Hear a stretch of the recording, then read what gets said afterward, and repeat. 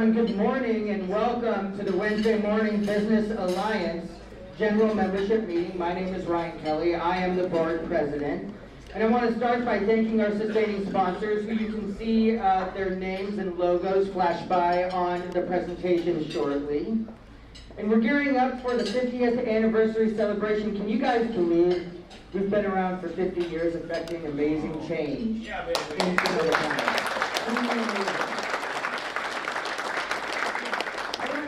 Recognition. If you're here from the Exchange Bank, will you stand up? You know what's pretty amazing is I called Paul the other day and I said, hey man, we've got this 50th celebration coming up. We're looking for sponsors, we're looking for help. And he said, Ryan, what's the most expensive level you have? So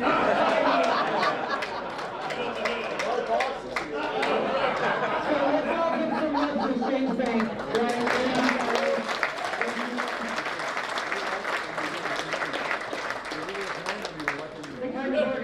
That we want to be friends with, and we also want to say we will be asking for sponsorships coming up for that 50th celebration. It is going to be an amazing evening.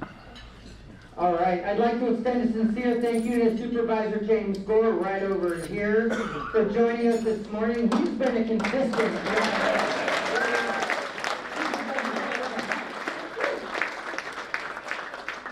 Supervisor Gore has been a friend of the Alliance for a very long time. We appreciate his willingness to speak, to create clarity on things that are happening in the county, and I just wanted to say a personal thank you for being here. With that, I'm going to go ahead and also, there's a new guy I can't wait to give a shout out to. You know, the Business Alliance has been in a relationship with the Golf and Country Club for a long time. And we know that the Golf and Country Club has been looking for some talent to come in as a new GM to manage the facility. And I just wanted to give a shout out to Gordon Chow. Where are you, man?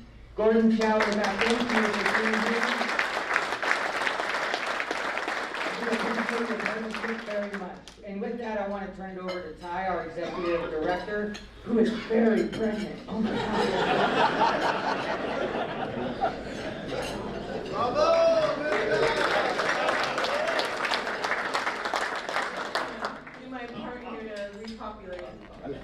All right.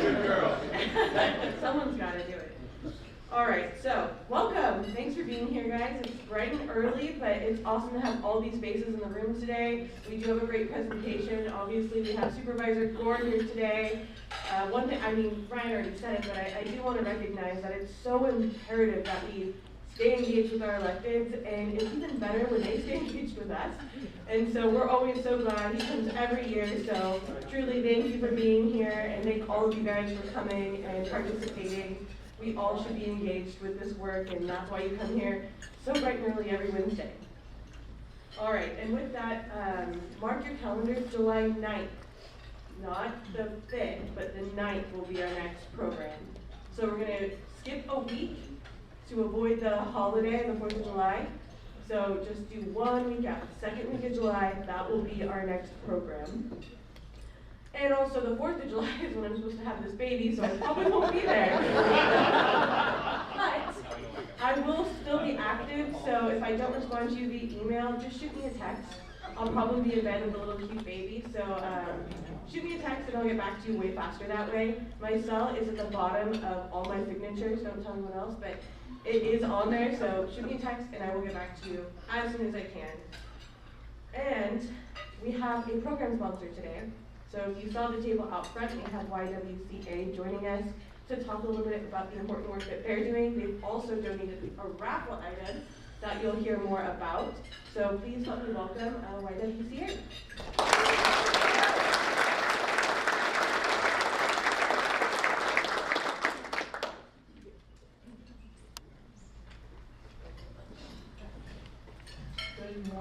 Good morning, Business Alliance. My name is Madeline Keegan O'Connell. I'm proud to be with YWCA.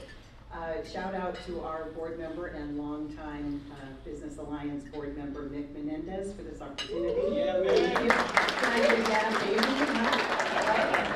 And speaking of babies, Ty, I'm not sure how you timed that, but Independence Day is not the day It's not the day to have a for baby. babies. It is anything but independent. So on your tables, I brought you a few little things about us, and on our table out in the lobby. So grateful to my team to come out bright and early this morning. You can learn more about it. I brought a copy of an op-ed that appeared in the PD, about a week ago, about mental health awareness, which happened in May. So, and what a big crowd. I mean, I've been coming to this breakfast for decades, and what a great crowd. And I know you're all here for the YWCA. Of course, I know someone else who's kicking off a political campaign tomorrow night. That's another story. So you're here to get to know YWCA, Sonoma County. Just want to share our vision with all of you. It's pretty basic, and I bet you'd agree, that we think every family in Sonoma County should live healthy, productive lives and be safe at home. We're Sonoma County's vital and singular domestic violence service provider, and we've been around about as long as Business Alliance, about 50 years ourselves. We have 3 pillars of our programming. I brought 6 slides, and I was told to be really fast, so I'm going as fast as I can.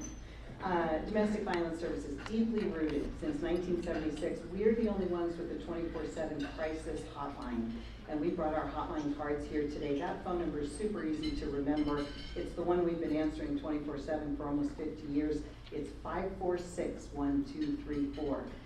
We then branched out into child care services, so we now operate 5 child care centers, newly opened in the beautiful city of Healdsburg. So just met with Mr. Gord there last week. That was a lot of fun. And then the glue, the programming that is the glue between all of our programs, can you imagine, is counseling, mental health services.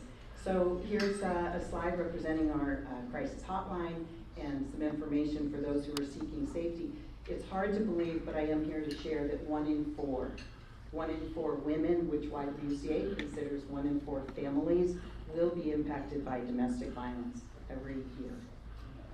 Child care services, we pioneered something called a therapeutic preschool. Can you imagine? Children 3, 4, and 5 years old who've experienced trauma.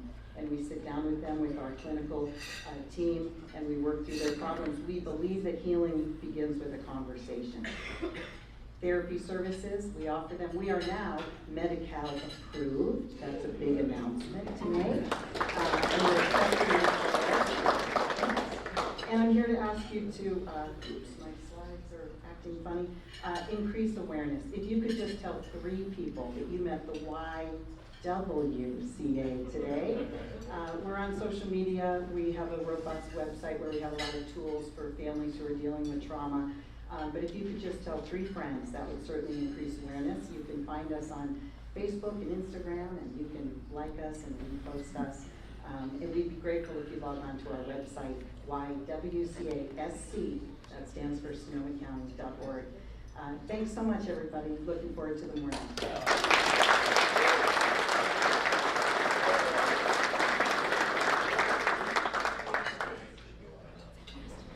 All right, in all fairness, I said 3, she came with 6, and that's so typical of nonprofits. So work harder, so thank you. All right, we're going to skip to some self-introductions, and we have 2 raffle items today. We have beer, as always, thank you, Dawn. And we have a little picnic basket that comes with oil. Well, it's a picnic blanket with oil inside, some olive oil. So if you are a guest, please give me your card, and we will collect those and do a raffle right after self-introduction. All right, and then as I approach your table, just stand up and give us your name and your business name and pass that mic. Scott Kincaid, Facility Development Company. Kevin Zuko, CFA Structural Engineers. Chris Fiscalini, Comerica Bank. Brian Rober, Exchange Bank. Charlotte Radmilovic, Exchange Bank. Mark Milan, Data Instincts, Public Outreach for Water Projects. Jennifer Burke, Santa Rosa Water. Peter Martin, Santa Rosa Water. Jason Lee from Rosalie School District, and I brought a guest this morning. I've known him since he was 14, Matt Davis. Morning, Stan.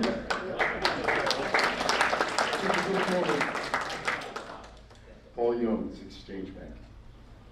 Good morning, Mick Menendez, Pacific Advisor and proud member of the YWCA Board. Ryan Kelly, your board president, also from WSI Smart Marketing, and I have a guest with me, my dear friend Andrew Newsom from Edward Jones, financial advisor. Kate Kelly, Sonoma Clean Power. Manny Chavez, Banco Marin. Cynthia de los Fuentes, Sonoma Water. Denise Joaquin, Sonoma County Builders. Good morning, Lori Rudy, North Memphis Magazine, SWL. Keith Roberts, Supervisor Gore's District 4 Office. James Gore, happy to be here with you today. Good morning, Dana Girardelli, Sonoma County Farm Bureau. Haley Bly, Boys and Girls Club of Sonoma Marin. Yes, might be the hospital. We were once desk mates and now we might be hospital. Good morning, Judy Grosvenor Walker, JGW Events and Travel. Melissa Galliani, Wine Country Radio and Digital. Sherry Granzano, Exitos Latino, Crush, Bob, and The Drive. And then we have our guest, Matt Daly, with the CEO of the Sonoma County Fair. With Holly Construction, and I've got a guest, my daughter just graduated from the University of Utah, looking for a job.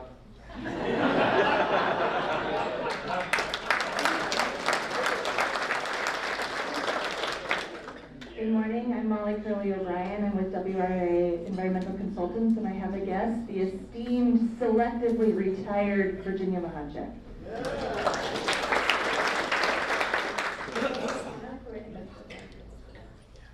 Good morning, Marco Suarez with Sonoma County Economic Development Collaborative.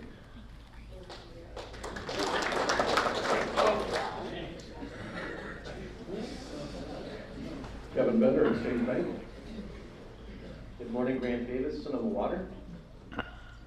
Cindy Madden, YWCA, Sonoma County. Good morning, Dick Dowd, retired and current co-chair of the Alliance Water Supply Committee. Ian Condren, retired. Jack Byrne, Navigating. Art Dexter, Leduc and Dexter, and Super Service Plumbing. Good morning, Greg Hurd with BKF Engineers, not retired.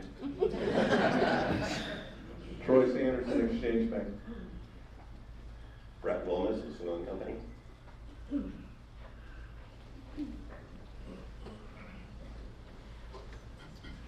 Good morning, Tony Visconti, a proud board member here at the Alliance and owner of Visconti Event Management Solutions. And with me, I have Bridget Doherty, who is the owner of Encore Events, and more importantly, covered today, a board member at YWCA. And my nephew, Will Visconti, who works with government relations in the county.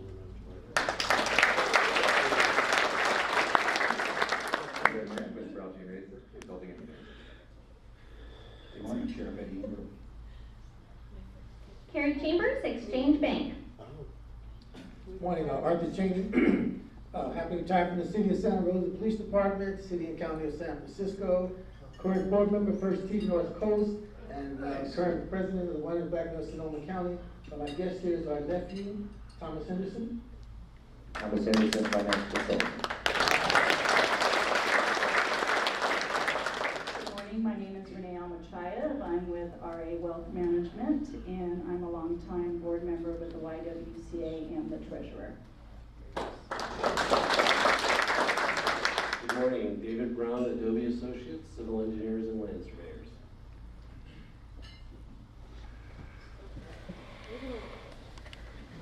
Miles Horton, Sonoma Clean Power. Scott Lawrence, Commercial Customer Service for Sonoma Clean Power. Chuck Root, Double Eagle Financial, Consultant for Hire. Sarah Butaro, Sonoma Coast Living, Real Estate, and also Bodega Bay and Beyond, Vacation Home Rentals along the coast. Rob Sanville, KLH Consulting. Samantha Paul, St. Paul Planning and Consulting. Joe Gaffney, St. Vincent de Paul. Madeline O'Connell, YWCA, Sonoma County. Justin Hunter, Holly Construction. Leaf Christensen, Sonoma Clean Power. I know, I can still be discreet this size. Marlene Soyland, Soyland Management. Harley Rodriguez, Mid-State Construction. Mark Nelson, Mid-State Construction. John Selfridge, Professional Firefighters of Sonoma County, and I have my guest, who I've known since I was 14. Good morning, Jason Jones, Sonoma County Professional Firefighters.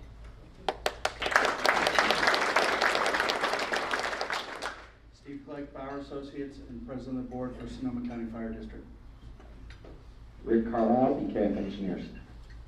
Mike Lopez, Liberty Company. Kevin Flaherty, EW Commercial. Don Mills, Sound Ideas Media.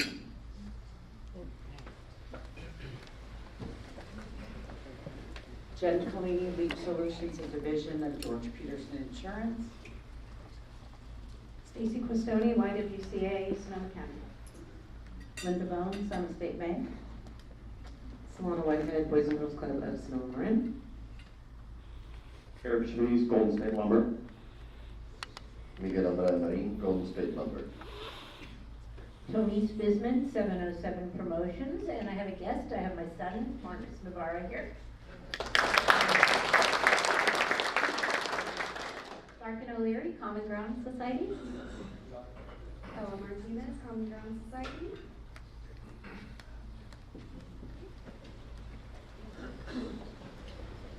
Good morning, Gary Lentz, Lane Depot Home Mortgage. Ernest Burkhoff, broker and CEO at Burkhoff Realty. John Mendoza, W Commercial. Sean G, Road and Race Consulting Engineers. And Versace with Morgan Stanley. Good morning, Kevin Jones, Fast Signs of Sonoma County and United Way of the White Country Board. Ingrid Matthews, proud board member of the YWCA and also a realtor with Caldwell Banker. Good morning, Rita Alonso, Caldwell Banker Realty. Good morning, Russ Powell Consulting, Leadership Development. Andrea Rodriguez, Sonoma Water. All right, if you're a guest, don't forget to give me a card so you can get beer or a blanket oil, which sounds really bad.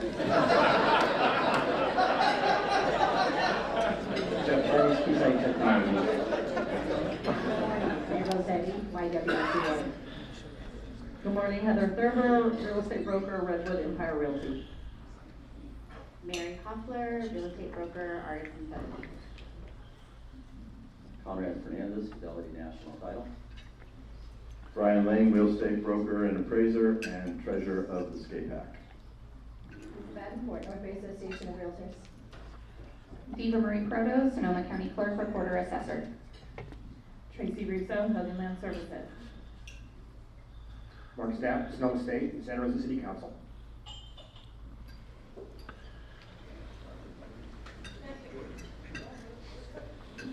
James Trappy, Canyon Rocco. Wendell Tracky, Canyon Rock. Ramsey Brown, Exchange Bank. Dennis Wilkinson, DNS Awards on the window ledge of retirement. Matt Ferguson, trying to keep Dennis at DNS Awards. Wade Thompson, Gallagher Companies. Effort Carrillo, Gallagher Community Housing, Gallagher Companies. Brooke Ross, Gallagher Company. Ken Frankie, Architecture Development, not Gallagher. Scott Warmrod, Leap Solutions, a division of George Peterson Insurance. Howard Dalton, affiliated with Exchange Bank and HD Consulting.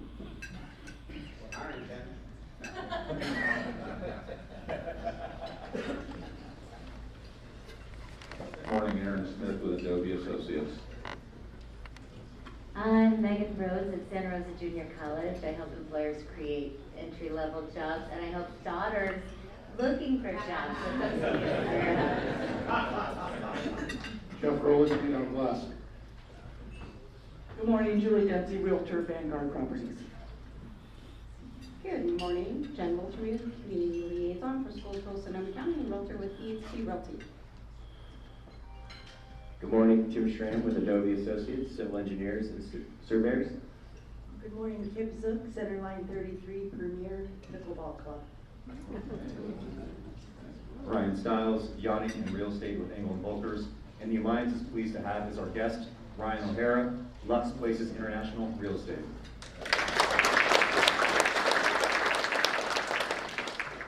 Good morning, Markfield, Carla Mason. All right, we have a lackluster raffle, but we'll get more cards. So this is the last call. You're going to show them a very fun and interesting prize today. Anyone have a card? No cheating. a name tag if you didn't bring your card here, guys. They'll accept that as well. Ah, there we go. What did you graduate with? Strategic communications, right here. Looking for a job. All right. Good morning. Haley, you have to pull this one. Two cards. Perfect. All right, Grace and Ryan. Grace and Ryan, look at that, paid off.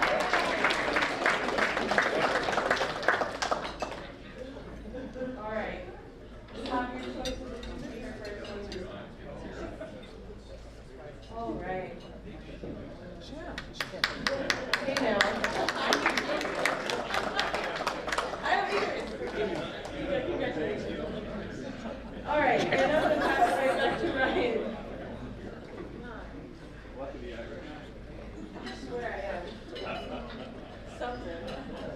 Okay, so it's going to be my honor to introduce James in just a minute, but I'm going to tell a real brief story. I don't know if James remembers this or not, but several years ago, I had my mother-in-law here as my guest. And I was a very nervous young man speaking in front of a big crowd of folks. So I wrote down her name, and I wrote down what she was looking for as a job. And I stumbled over my mother-in-law's name. And James never let me hear the end of it.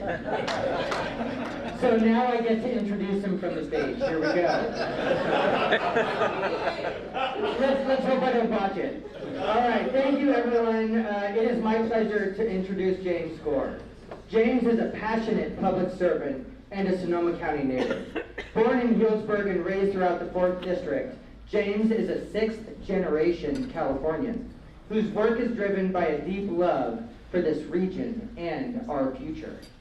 Prior to his election, James served as Assistant Chief of the USDA's Natural Resource Conservation Service, leading national conservation efforts across agriculture, business, and the environment.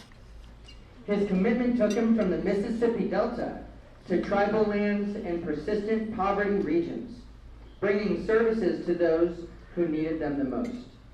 Today, James continues to lead efforts that strengthen our local economy, support environmental resilience, and build healthy communities. Ladies and gentlemen, let's give a round of applause and welcome Supervisor James Gore.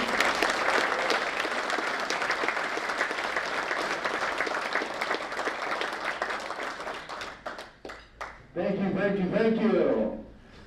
Woo!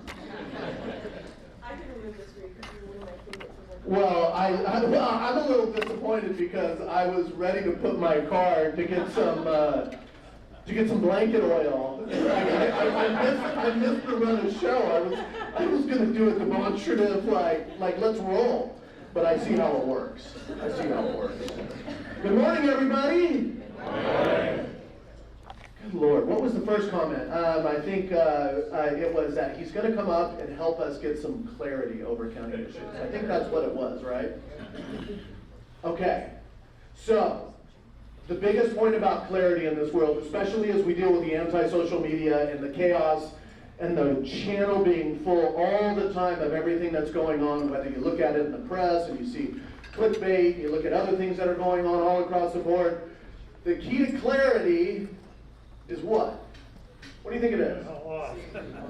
Yeah, seeing through the noise. What else? Truth. How do you get to the truth? Yeah? Okay, well, like we say, I mean, think about this. Measure J, perfect example, right?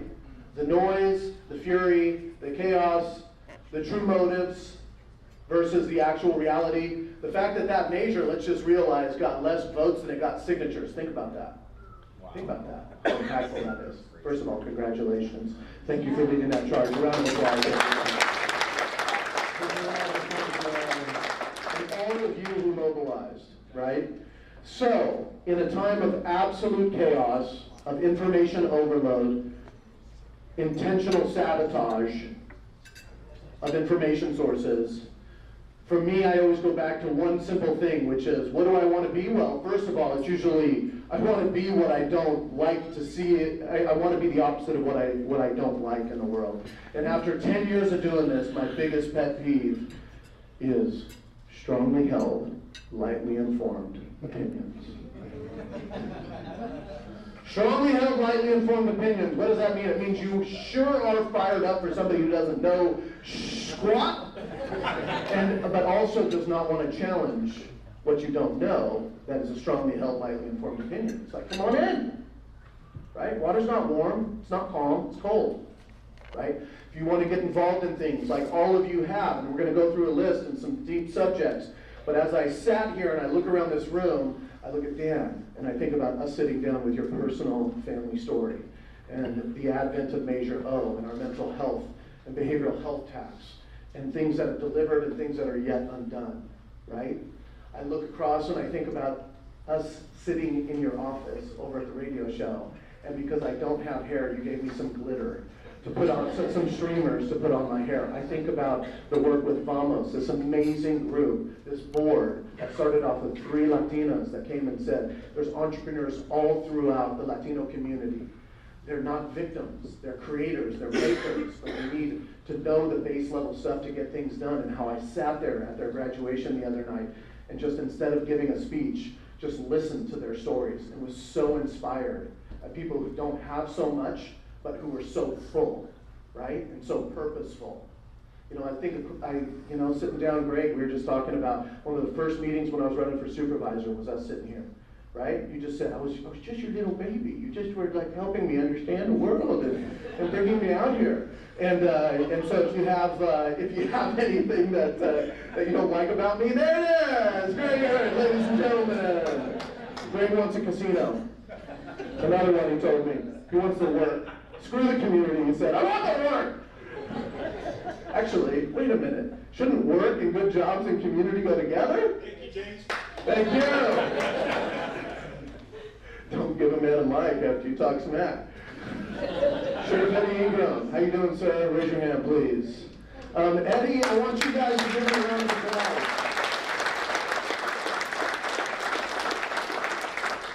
For all his work, but all these things. I mean, our hiring, our levels of staffing, the deep service, the not succumbing to the noise, taking care of your department and your people and the operations of public safety. But at the same time, for sitting 6 hours in a Board of Supervisors meeting yesterday for no reason.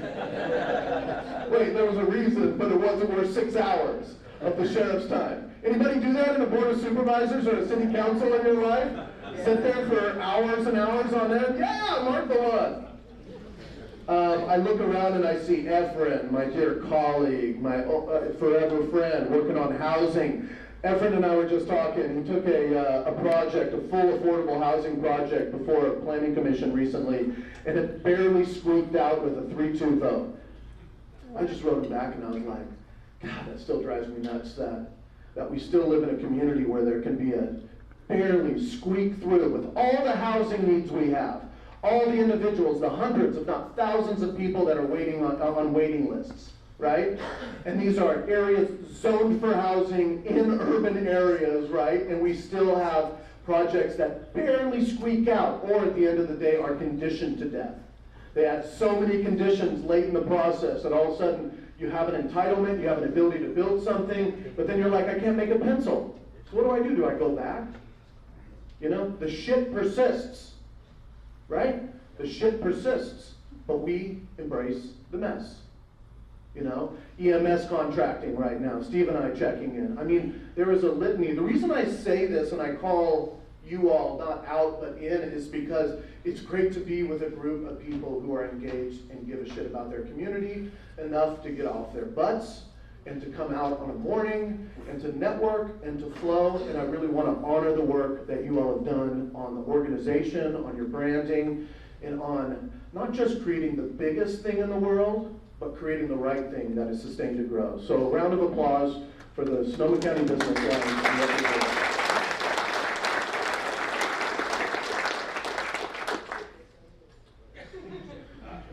Before I go on, I just have to say there's a couple more. I just was looking around the room. I'm so inspired. I was with Haley Bly the other day. We had this Boys and Girls Club raising funds for the Hillsburg Capital Campaign. It was just this beautiful moment. I was a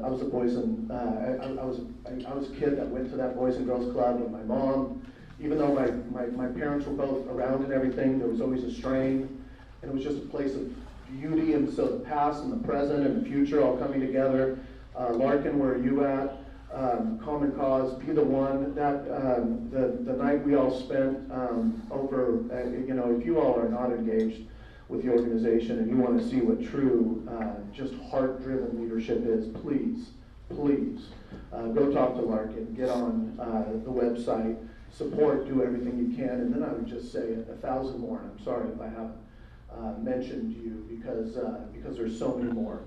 But I do want to get into a couple things, and I want to level set before we do that. So first of all, here's audience participation. How many of you are super confident in the future?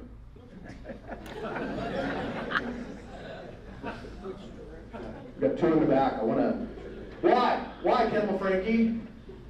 I just look around this room and look at my kids and I think, Oh,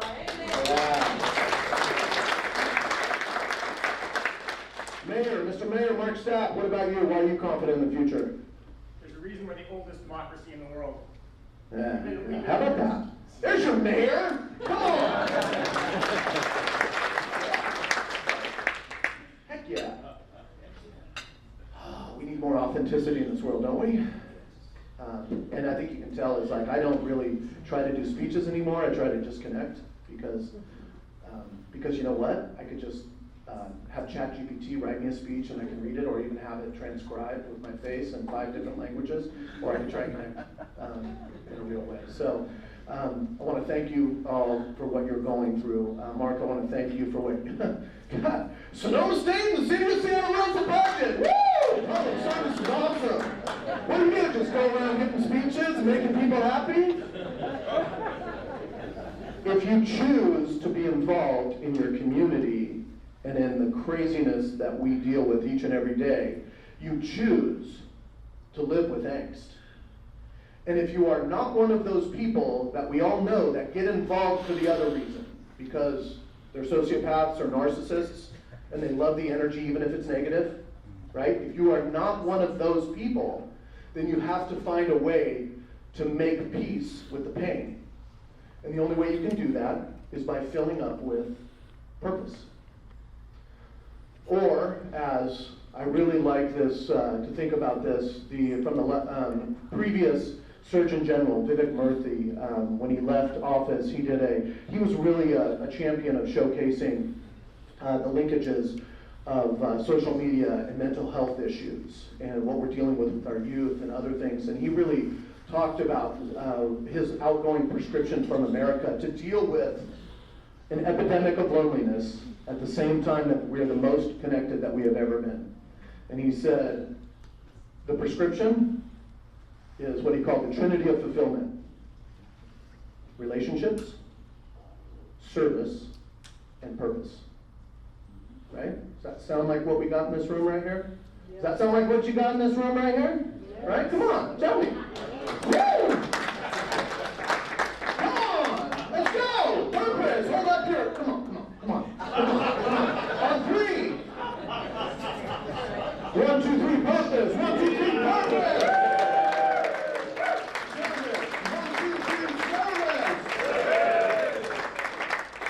1, 2, 3, relationships.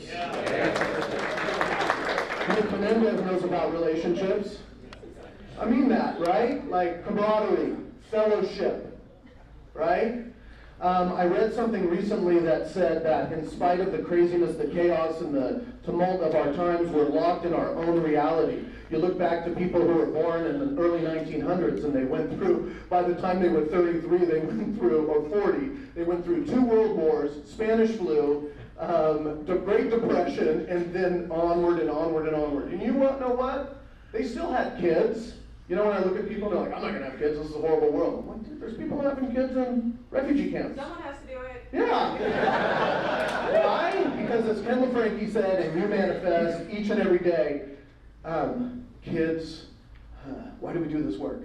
Because we refuse to subject our kids to a pessimistic future. Right? Okay? Somebody wrote me when my son was born, and my wife is super sick. And it was really scary. And she was on the second floor of the hospital, and my son was on the third floor in the ICU. And it was crazy because it was probably right before an election where I came and I celebrated with you all, and we won, not I, we won, right? And she wrote me a note that basically said, hey, I just want you to remember one thing, is in the darkest days, is anytime there's a child involved, there's hope. You cannot be connected to a child or the next generation and not be an optimist, because you cannot subject them to a pessimistic future. You cannot be around a kid and just put all the shade of this world on top of them. As Ken said, kind of with my kids, as Mark said, with our systems, there are things that endure beyond our time. And so, let's talk about our times. Let's talk about what we're working on. But let's also remind each other, and I want to remind you all that like the other day, I was just at my son's school, and he gave me this, he was in 4-H, Tony, my son's, I was just telling you this morning, my kids went through their 4-H, they sold their rabbits. My son's sitting there bawling because his animal has to go bye-bye, go to rabbit heaven. But yet at the same time he's in, right? And he's learning the lesson, just like kids need to do. But we tell him, like, okay, if you make some money in the 4-H, a third of it can go towards your car. You have to give a third of it to charity, so you pick animal services. And you put the other third, they can do something cool with, but we have to approve. Like, I don't just want another Nerf gun. And so he wanted a 3D printer. So, I'm a big waterfowler and duck guy. So my son's been sitting up the last three nights, like overnight, printing stuff, doing stuff. And you know what? That keeps me going. And I hope it keeps you all going too. And sir, I want to thank you for introducing your son. And I want to thank you for being here because, I can't imagine what it's going to be like when I blink and my kids are going to be your age, but this is it, right? We can't get stuck. Okay, so a couple things. Number one, casinos, county buildings, federal funding cuts, airport business developments, wildfire preparation, Potter Valley project, water sustainability, any other countywide business. So let's go through some things, and we'll also have some Q&A because I want you all to be able to lean in. The first thing is that if you're following all this stuff and what's going on, the Coy proposal to create a casino in the hills just below Mayakama, in between Windsor and that area, in an area that currently has a vineyard, is all over the place.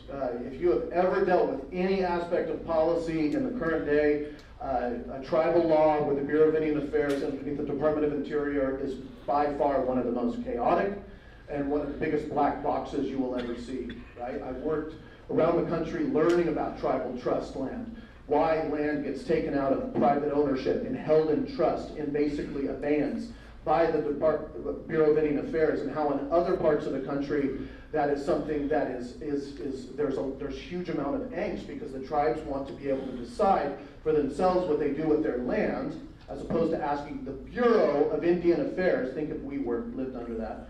So there's around the United States where the reservation system was a big kind of crazy world and continued to force people onto the worst pieces of land, and they still have this reservation and still have to ask permission. There's a totally different story. Why? Because in California, we passed something called the Rancheria Act, and we terminated all tribes' land access, aside from a few. So if you go up north, you have like the Yurok, the Hupa, and the Kuruk, right? Dry Creek had a little spot up here, but by and large, tribes are landless. So what does that mean? Now, in California, tribes want to petition to the Bureau of Indian Affairs to take land into trust that can be tribal land. And then what can they do on that land? It's not subject to county laws, right? It's underneath federal jurisdiction. They are a sovereign nation, and so then you could do a casino, or you could do other operations that you can't in normal spots, right? Like we could pass all these laws that say, you can't have menthols on Thursday or sell them at your shop in like California, but you can go buy that whatever the heck you want over at the casino, right? Or on the tribal land. Same thing why you can go and get gas at a reduced cost because there's a difference between state sales and other things.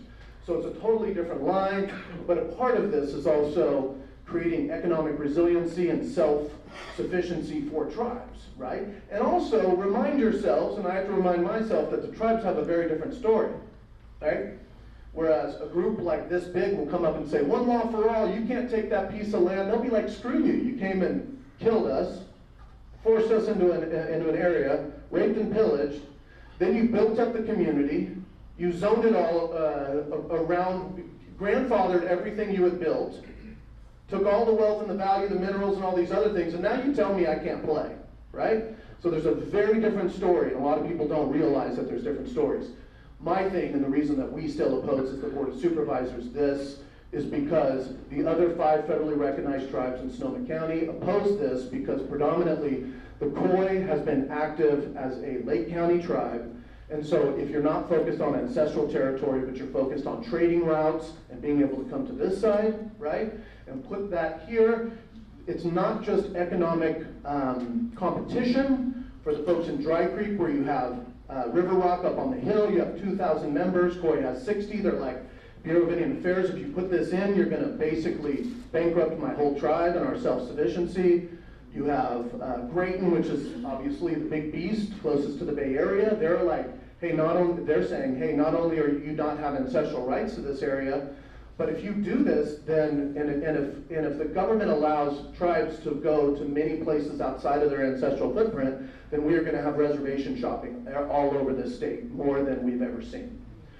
So there are many reasons and many complications to go through this, but we have stood steadfast in our opposition to it while respecting deeply the Khoi as a federally recognized tribe. I've had very difficult conversations, but once again, and their right to petition the government to do this. So it was approved at the end of the Biden administration, which was really a BS approval. I just want to say this. It's like, you know, huge outreach, hundreds if not thousands of letters written by us in the community, 1,500-page environmental impact statement. It was the opposite of what we have to deal with, you know, usually what you want in the middle. It's not the full-blown what we have with CEQA, where we can't build things that are good in our community, but then on the other side is something that's like a sham of a process, right? Where we do all this work and all this outreach, and then they just sign it right before they leave office. Ironically, the Trump administration doesn't like what the things that the Biden administration signed in the last couple months. So they removed another application from Scotts Valley, that's over Solano County, and there's a total holding pattern and a lot of work behind the scenes and legal lawsuits and other things going on. And so this is still a very big question mark. So as the county, as the town of Windsor, along with the governor's office, there's one lawsuit. The county putting its declaration in support of the Federated Indians of Great Rancheria. That's another one. Us also tracking the Lytton proposal, because Lytton is like, well, hell, we reconstituted a homeland outside of Windsor and we signed away the ability to do a casino in good faith. And now 10 miles away they're going to come back. Fairness is a real weird thing to talk about when everybody feels like everything is unjust. So it's really not about that, it's about traveling and doing the best you can with what the situation is. This is still a big question mark. We are in opposition, and there's no, it's until a lot of this gets sorted out, there's not going to be any development, and you're not going to see ground being broken and things happening. So I can get into more details, but that's the high level. County buildings and infrastructure. Who thinks it's a bad idea to buy buildings for a quarter of what you can build them for? Well, somebody, because there's a lot of ads going out attacking my colleague David Rabbit, you know, based on getting a $1,000 donation. What do you think, he got bought out for $1,000 for a $30 to a $70 million purchase? And me, there was headlines that gave into, you know, the accusers. You know, once again, everybody can disagree. Everybody can bring their right. You know, in this sense, it was our union, SCIU, saying, you know, don't buy this, it's a waste of money. You know, I want to say, like, it forced me to really dive into the appraisal process. Brian has taught me a lot about appraisals over the years. And there's different versions of appraisals. So there's this question about, are we overpaying if we buy the farm credit building? But basically the appraisal we saw that's promoted in the headlines and attacked is an appraisal if we were an investor rather than a user of the property. you can anticipate that the appraisal changes if you're gonna rent out everything and it's gonna be a full, and what you pay for it if you're gonna bring income versus you're gonna sit in it. So, once again, strongly held, lightly informed opinions. The difficulty is that all of our world is now around such quick dopamine hits of factoids that it's hard to get anybody, including me sometimes, to read below the first paragraph. And as somebody told me recently, if you're explaining, you're losing. And what does it take to understand something? Education, explaining, questions.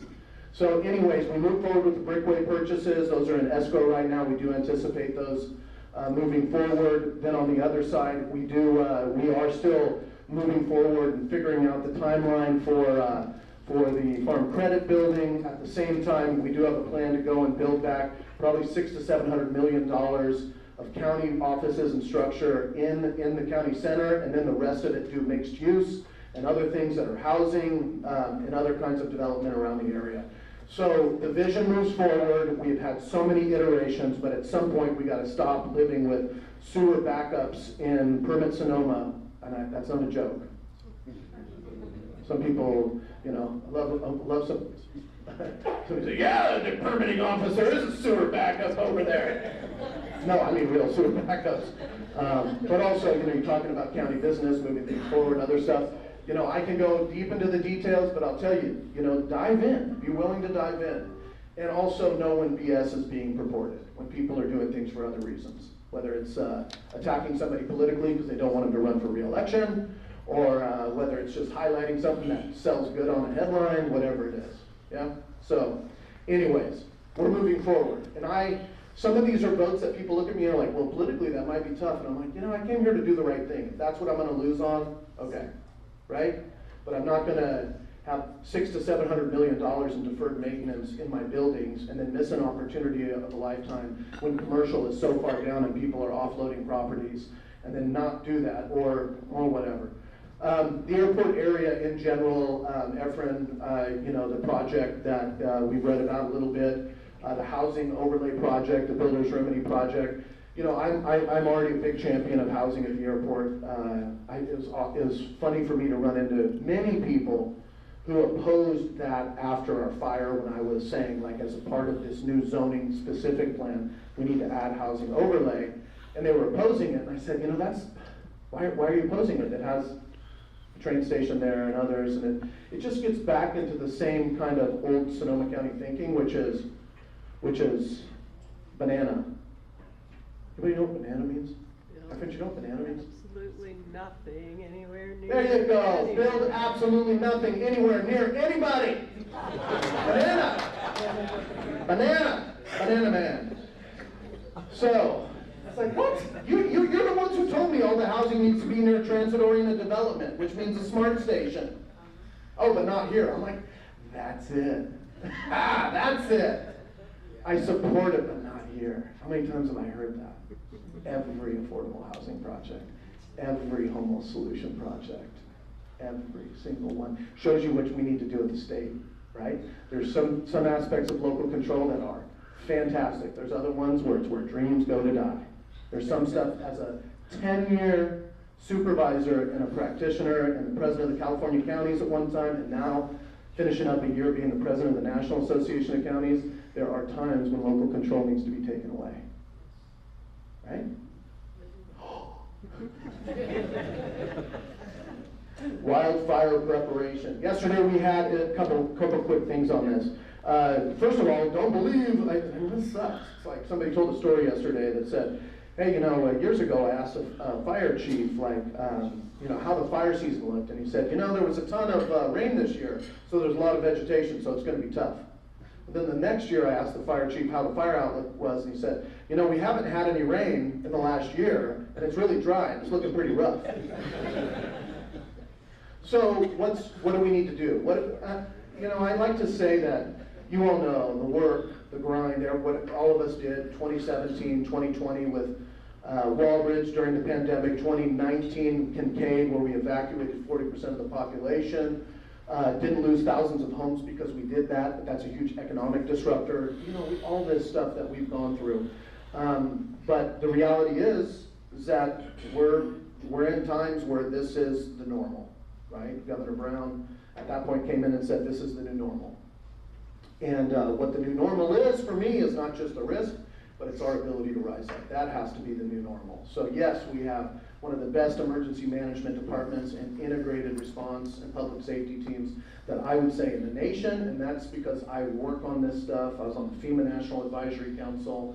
I was on the Resilient America Roundtable with the National Academies of Science. We currently, as the president of this National Counties, this NACO thing, we have an intergovernmental task force, bipartisan, with people picked from specific areas so that they can fight the Trump proposal to, the Trump or the administration proposal to gut FEMA and switch that cost share back to the, you know, I mean, if we had to, you know, you think about some things, you're like, in one way, okay, I'm a pro-business, very free market in so many ways in almost all ways of things getting done, but when you have a hit that is too big for your community to recover, if we did not have the assistance for the debris removal, if we did not have all the other things that came in, we would still look like so many of those areas that have not recovered.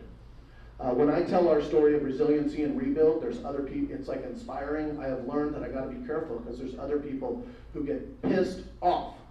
Like my dear friend Supervisor Jessica Paiska in Lake County, who says, yeah, that's cool, but you got a PG&E settlement, right?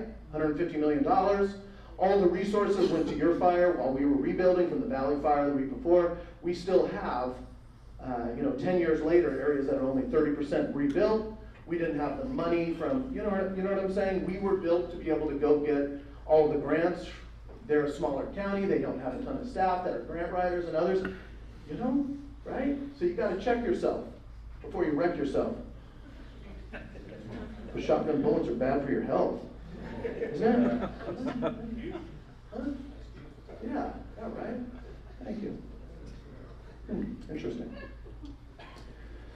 Wildfire preparedness, here's what you need to know now. Not only do we have a great system, if you look back to, I gotta laugh at myself because of, everyone laughs at me. He's cute. Anyways. The Point Fire last year was in June. This year the LA fires were in January. We were October, mostly October. Kincaid was later in November. So there is no fire season, is the first reminder. It's always fire season with these winds. The Walbridge fire was a big fire last year, but once again, we did not have catastrophic offshore winds from the Utah basin coming in that are called Diablo winds, which in Spanish means devil. Right? Santa Ana winds down south, Diablo winds up here. Those kinds of winds, if those winds happen, what are we going to do? We're going to evacuate people. It's the only thing you can do. Those are natural disasters. Walbridge was different, right? Onshore, offshore, swirling winds like we've had recently, vegetation ready to burn. We're going to have those fires, right? No loss of life, few structures, it sucks, right? But the catastrophic stuff is we will reach a time where we evacuate 40% of the population or 30,000 people or whatever it is like they've done in San Diego, and then the fire doesn't come, and then everybody complains that you evacuated them. We're gonna have those moments. We're gonna have all these messy moments, right? But the reality is that you cannot give in to when it's a natural disaster, firefighters can't stop that shit, right? They're very clear about it. Yeah, we put hundreds of millions of dollars, veg management, but it's a reminder what you do on your property is the most important. So that when you get evacuated and they drive up and they see that you didn't leave your wicker furniture on your porch that's burning and going in, or you didn't, leave notice, if you had defensible space around your property, they're gonna do the right work. Big thing, and I want to thank Sheriff Ingram for being there yesterday. I think I'm boring him as much as 6 hours from the board meeting yesterday, but yesterday we also kind of went through this funny thing. They keep changing the terminology with the Weather Service. Okay, 3 things to remember. Number 1 is a fire weather watch. So that comes out on your apps. It'll say fire weather watch. That's not a red flag. It's a precursor to a red flag warning.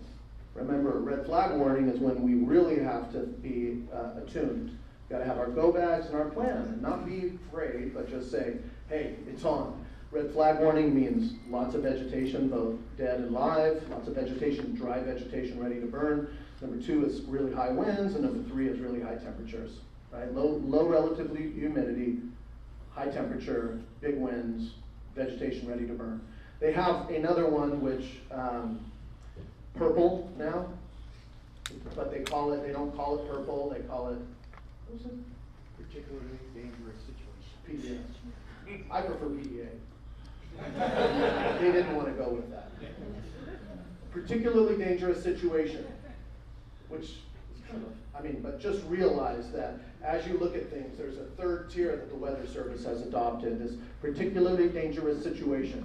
So red flag warnings, yes, it's just reminding people, they did it a couple times. One time they had it, they used a purple flag warning just as an ad hoc, kind of a one-time thing in the Thomas fire after we had our big fires, and then they kind of went away with it because they wanted everybody to realize that red flag warnings were red flag warnings, like it's already serious.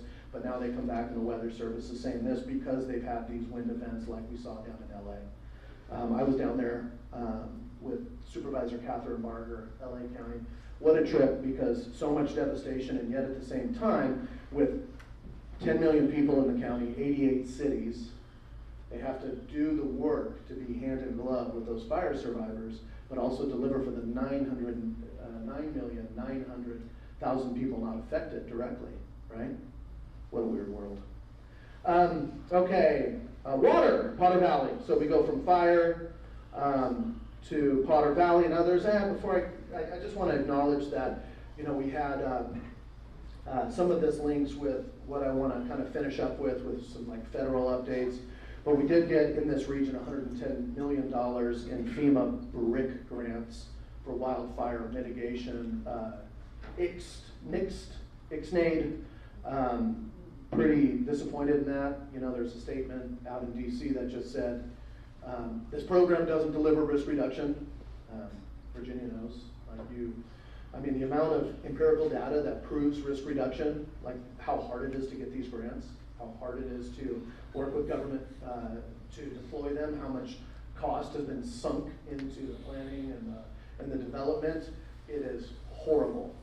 What's even more than that, I would say, is that now we're starting to get not just grants being canceled, but we're getting notification of existing federal funding, our tax dollars that come back that have language in them, everything from DEI programs to ICE to other things like that. Whatever. No matter what you believe, no matter what your opinion is, we are in a situation where, from my perspective, we are having contracts broken by the federal government. Once again, this isn't about how you or other people voted. We're having signed contracts with empirical data that are being broken, and now we have basic funding for like airport maintenance and roads and other things that are being conditioned based on authority that doesn't exist in the Constitution, and they still, even if we win the lawsuits, they won't write the damn checks. So we are in for a weird freaking time. We are in a weird time, right? We have our budget coming up as the board in about 2 weeks.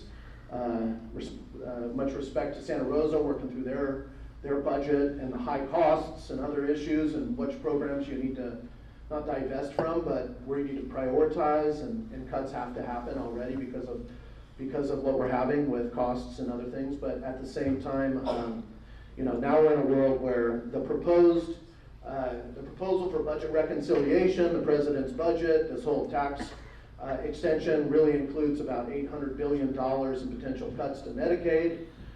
We still have to take care of those folks, so I don't know how we're going to do it without money, right? On the other side, and once again, I'm also a proponent of things like, some people don't want me to say this, but work requirements for social aid, other things like that. Like I'm a good government guy, right? I don't pledge allegiance to my party, even if I'm a registered Democrat. I'm a rational SOB, right? And so, like, if you get support, you should work. If you do this, you should do this. We should be managing all this stuff. But the level of of disruption is going to continue until it breaks or breaks us, and then we'll figure things out, right? So, the other thing is I would say, as a part of the proposal for these tax cuts, is to actually do tax shift. One of the big ones is about $800 billion. They need to deal with this is projected to like a $4 trillion increase in the deficit and the debt, not the deficit, but the debt. On the other side, we have 800 billion of money that could come they would do by removing an exemption on taxes on municipal bonds. That would increase municipal bond rates by 2+%. All of us invest in municipal bonds as a smart investment, but at the same time, 76% of local government projects are done through muni bonds. So we pay one way or the other, right? Just a reminder. And I would just say that, wow, is that exciting. I'm gonna go to Q&A. Before I do, in spite of the chaos, in spite of the pain, in spite of the glory, in spite of the joy, yesterday at our Board of Supervisors meeting, we had 3 beautiful things. We were celebrating with a huge group, Pride Month, and there was just a great group of people and individuals. They were talking about radical love. They weren't asking us to pass resolutions. They weren't asking us for anything else. They were just asking for just to be in a place where people would love and give them a hug, and at a time when people are being villainized up and down, it was just beautiful, beautiful, beautiful to experience that and ally with it and support it. And then at the same time, for me, the we work continues. I'm a county supervisor. You probably know that I put not just my name in the hat, but we see a path to victory, so I'm running for the state Senate in 26.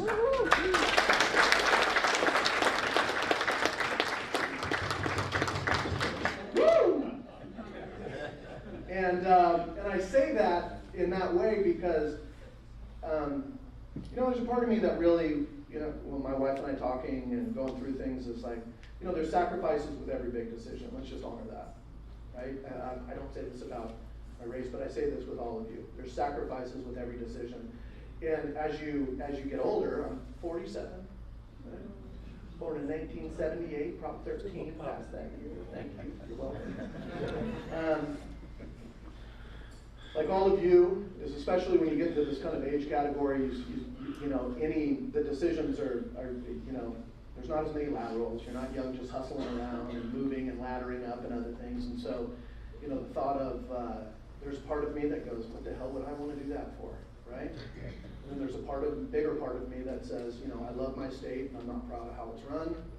And I don't like that there's 1,800 bills for the governor to review that have been passed. And I don't see them as, many of them as fixing the problems that we face each and every day as small businesses, as what you all do. And so I feel, it's funny to be, I consider myself a public servant. I was a Peace Corps volunteer. A public servant who does politics rather than a politician who dabbles in public service. And this beast might spit me out at any time. It will ultimately. But, I appreciate, just like you all, in spite of it, you're in it, right? So I really want to thank you. If anybody wants to join us tomorrow night, 5 p.m. at Mileto Winery, we got a kind of Sonoma spring kickoff. We'd love to have you. It's mostly about fellowship. It's weird to put your name on signs and run campaigns. I just try to, maintain that authenticity with what we all do. I didn't get into one thing, which was outside of the Potter Valley project and what's happening. I do want to let you all know we went through some scenario planning. What was one of the main reasons the Sonoma County Alliance was formed? Water. Yeah. Grant and us, we're going to be releasing some stuff soon. When you hear these funny acronyms like FIRO and Forecast Informed Reservoir Operations, I do want to say that these are major game-changing items. So as much as you hear about Potter Valley, what you don't hear about is that we are already holding 20,000 acre-feet more in Lake Sonoma and 11,000 acre-feet more in Lake Mendocino. And if we do what we need to do in the plan that we actually are pursuing, we will be able to attain 40,000 acre-feet of savings in Lake Sonoma, and that's more than a whole year's worth of water. And we have other contingency plans that are based on fact, not on fairy tales, right? And so we'll go through with those and you all more and more, but I went into a town hall the other night, you might have read about it. It wasn't a town hall, it was a rally. It was everybody who's pissed off that the dam is changing. I also get a lot of calls and notes from people who are like, why, what about Lake County, what about this? There's so many details with this. When you're imagine how complicated life is from a government perspective and how many handcuffs there are and joint powers authorities, but you can't communicate with this person unless it's in this open meeting, but you can't do it, and then people are litigating you to not have those meetings, and you know what I mean? But to create basically a 3-county tribal with a compromise, let's just say, compromise where you shake hands after, you don't high five because everybody didn't get what they want. I just want you all to know that the character-driven work persists, and we are good with our water plans. Yay, So, Sonoma Water. What the hell? Sonoma Water. And with this guy's leadership, and I do mean that. I mean, he goes, your board's leadership. I'm like, yeah, well, you got a lot of really good people who put these plans together. So, all right, before we go to yeah. Q&A though, I want to say plug for August meeting is going to have Supervisor David Rabbit, and we have teams from Sonoma Water Great. to talk about exactly Great this. time. So that information is coming down the pipeline, just a heads up. James, thank you again for being here, and some of us would like to be 47 again, but I'd like to publicly thank you for your efforts on behalf of YWCA expansion preschool up in Healdsburg. I think that's commendable, and thank you so much. And I'd also like to ask, once you're elected, as our next senator, how do you plan on kind of reining in this runaway train that is the state budget? It's tripled, more than tripled, in the last 15 plus years. So what are your plans? So I met the other day with a senator who replaced Bill Dodd, Chris Cavallo, and West Sacramento, and he was the mayor there in West Sacramento for 20 years. And he said that what is going on at the state right now is, it's almost like adolescence. It's like the painful changes. Is that the majority of people who are in the legislature right now have never had to make cuts, right? And let's agree in local government as well, right? Like across the board. We have, because why? There's so many of us, and I will include myself in this, that are in for 10 or 15 years. And that means we were post-recession governance people. So 2008, really, I was elected in 2014, so by the time I got in 2015, we had our first kind of, for the last 10 years, the first kind of surplus to be able to allocate towards new employees and other things like that. And so that's a whole different fight when you have resources and you want to divide them. But right now, that's what they're dealing with, is that's why there's all these bills, and there's this standoff that they don't know where they're going. And they don't want to have the conversations, they don't want to piss off their constituents, they all make promises. But it's coming, and it's not, and so I'm also a big believer, Nick, you and I have seen this over the years, is that you can do a ton of great work in government and a lot of change in status quo times, but there's nothing like a disaster that can allow you to do good shit and retune. And so I do feel like we are, with what's coming down, good, bad, or ugly, whatever reasons, whatever intentions, the things that we're dealing with federal government dictates and law changes and funding cuts and the other things within the, with the state and the tax rolls and people also high net worth, even with salaries out of California and all those things like that. You think back to when Jerry Brown was the governor, and Gavin's finishing up here, and there's going to be a new election in 2026, and there's going to have to be the resources are not going to be there. For the 8 years that Newsom has been in, even though we've had volatility, they've really been able to plan it out, whether you like it or not, right? Runaway train or high-speed rail. But for me, the real thing is that the budget is one thing, but the other thing is that people do not see other things that are going on. And I'm expanding my mind and looking at it. We are over-legislated, over-litigated, right? And we also put all the focus on over-regulating and forcing compliance on the people who are trying to achieve compliance rather than going out and getting bad actors, right? And I have examples for each of those. Those aren't just platitudes, right? But you know, one of them is right now, the county, one of our biggest concerns is a potential settlement of $15 to $50 million, which would be our entire general fund reserve for a law change that opened up litigation from past issues. And these are difficult issues. These are child abuse or claims of child abuse. But when you were required to expunge the data by the state to protect people, and you have folks who trial attorneys are pulling in and bringing in from things that potentially happened in the 60s and 70s, and you don't have anybody who worked there, you don't have anything else. If you go to a jury trial, California jury trials, our mock juries are crazy. This is the kind of stuff that's over litigated. And you all know it in business too, PAGA.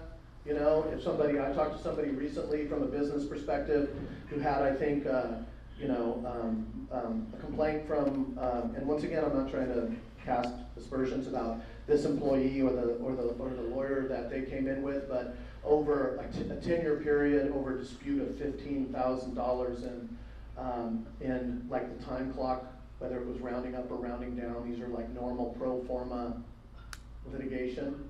I call it sanctioned potential extortion, you might even say in some ways, is that it was a $500,000 settlement, right? No technicalities.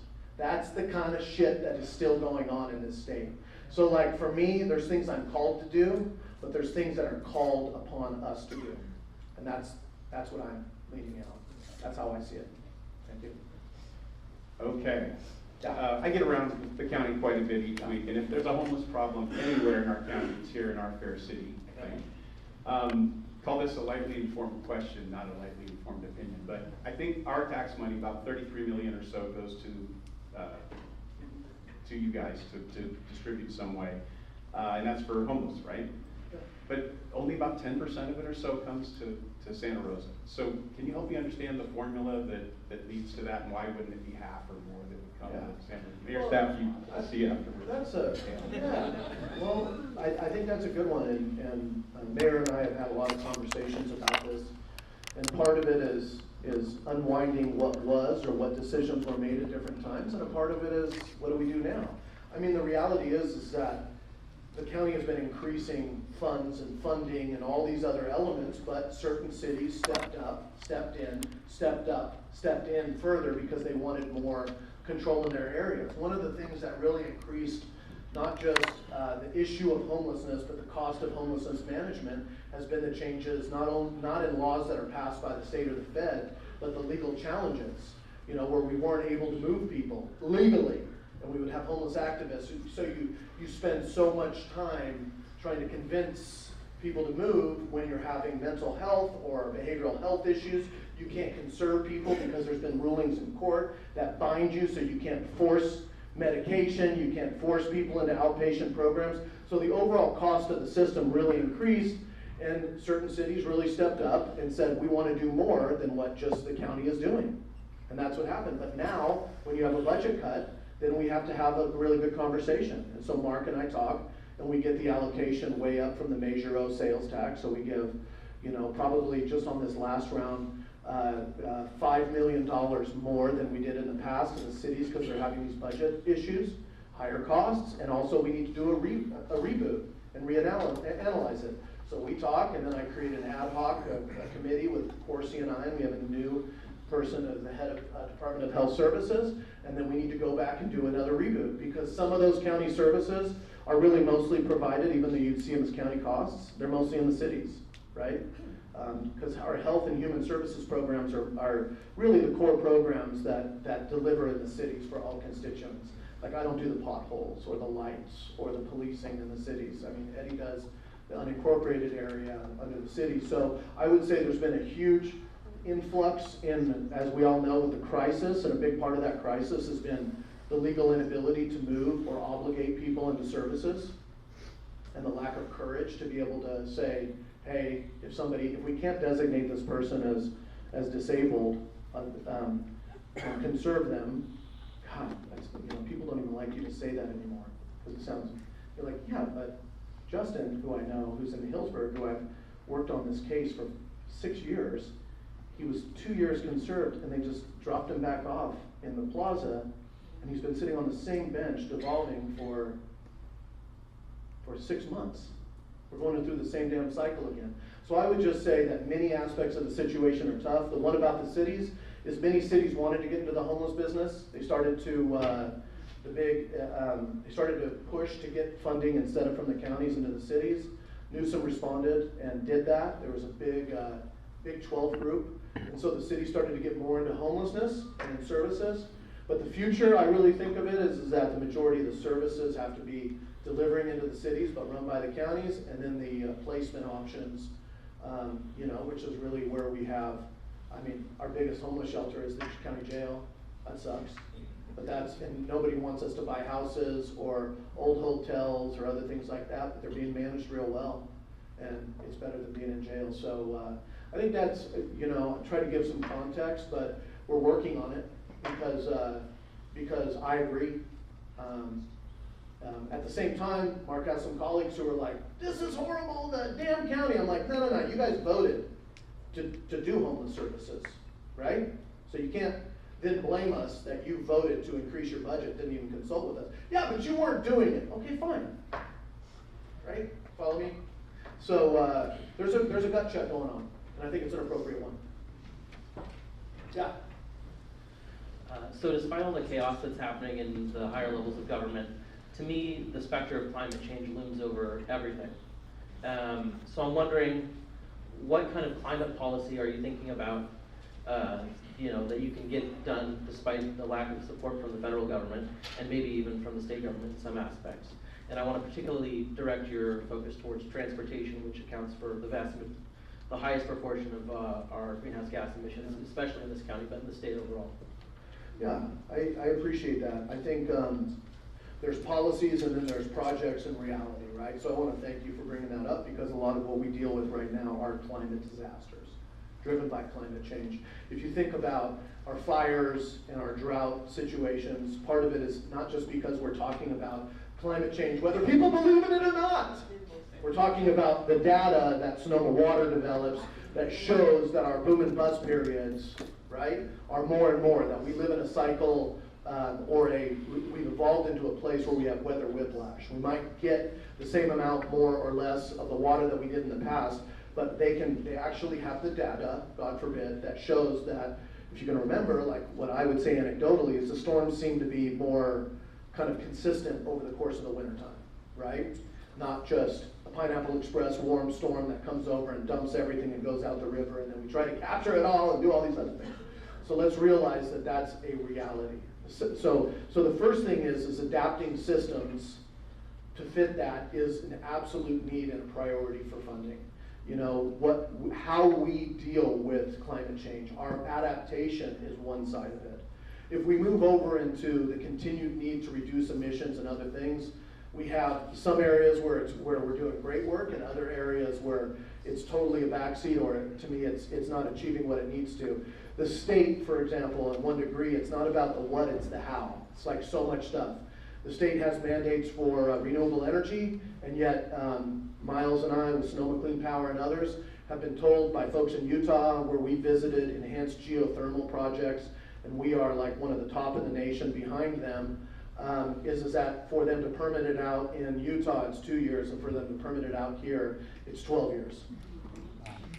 So where is private capital going to go, and government can't pay for it all? I mean, so you're talking about a $450 million investment into one facility, one area in Utah, and we have the geology, the hot magma, to do it, right?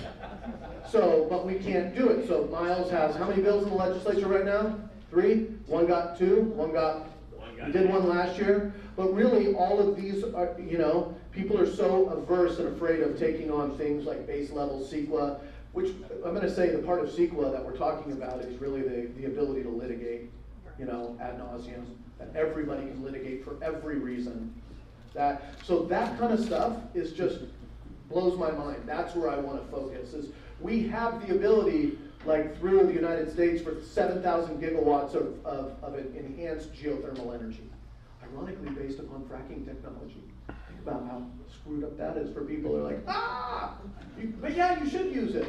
So things like that drive me nuts, because you need to achieve it. And then the other thing is realizing that, the CO2 release, the greenhouse gas release from the, I think it was recent, the one I read recently was, from the campfire was the equivalent of the entire emissions from like 7 years previously, right?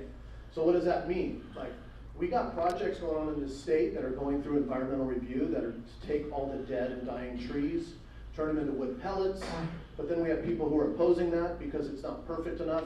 They don't want us to sell wood pellets because they still emit, okay? So I am a practitioner of better each and every day. That's what you'll see from me, is things that make it better. Because in the legislature, you can't go in and just be like, yeah, I'm just gonna change everything. It's entrenched. In a disaster, you can, but not. Hey, one more final thing. Come out to our event tomorrow at 5 at the Leto if you want to join us. If you want to protest, bring it. But make sure you know what the hell you're talking about if you want to protest. Okay? Thank you all very much.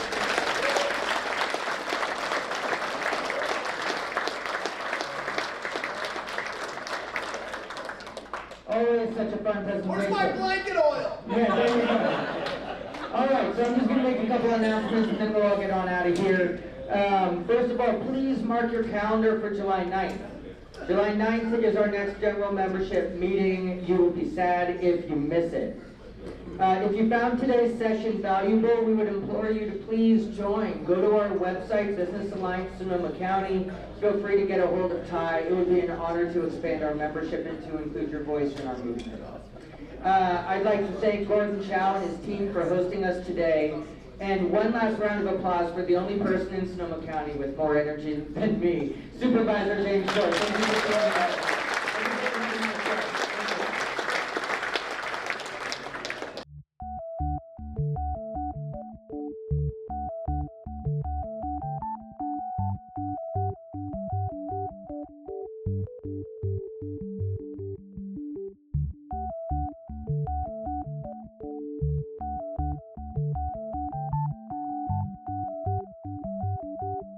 Thank you.